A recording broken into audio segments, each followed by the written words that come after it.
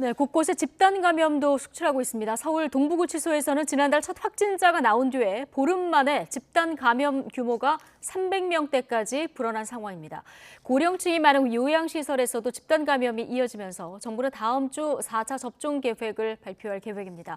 동부구치소에 나가 있는 취재기자 연결해 보겠습니다. 정혜루 기자. 네, 서울 동부구치소에 나와 있습니다. 네. 자, 이 서울 동부구치소에서 또 집단 감염이 확산하고 있는 건데요. 지금 상황이 어느 정도입니까?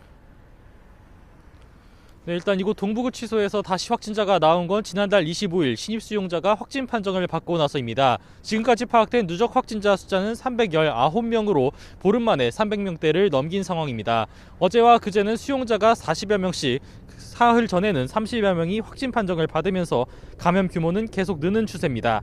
법무부는 확진자가 나온 수용동을 동일 집단 격리하고 밀접 접촉자는 따로 수용하고 있다고 밝혔습니다. 또 일부 수용자를 신축 대구교도소 등으로 옮겨서 밀집도를 낮추는 조치에 들어갔다고도 설명했습니다. 앞서 지난해 집단 감염 때는 교도소가 아파트 형태로 지어져 밀집도가 높고 수용자들이 실내 생활을 위주로 해서 감염이 번졌던 것으로 파악됐는데요. 이번엔 오미크론 바이러스에 감염된 수용자도 있는 만큼 감염 확산이 더 빠를 수 있다는 우려도 나옵니다.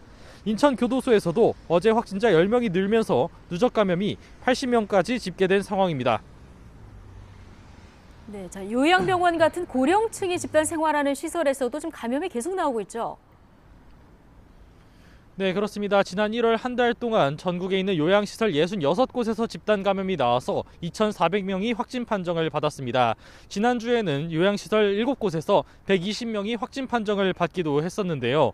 환자와 시설 직원 간 접촉이 불가피하고 여럿이 생활하는 시설이다 보니까 감염이 쉽게 번지는 것으로 보입니다.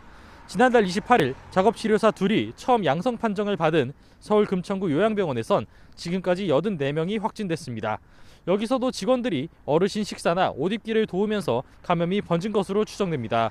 서울 중랑구에 있는 요양시설에서도 지난 5일 종사자가 확진된 뒤 환자와 간병인이 감염돼서 누적 확진자가 15명으로 늘었고, 경기도 군포와 용인에 있는 요양원에서 각각 21명과 15명이 확진 판정을 받았습니다.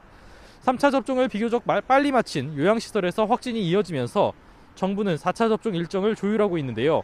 면역도 조사와 4차 접종 효과 등을 검토한 뒤 다음 주 월요일 구체적인 접종 계획을 발표할 예정입니다. 지금까지 서울 동부구치소에서 YTN 정현우입니다.